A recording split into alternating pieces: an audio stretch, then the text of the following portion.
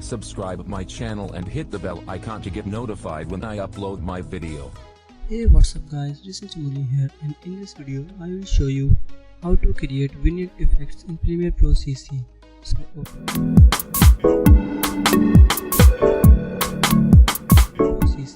So open Premiere Pro, create project and import video file.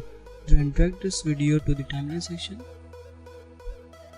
and create new black video. Also drag this black video above to the video and expand it to the size of the video clip. Then go to the effects panel and search circle.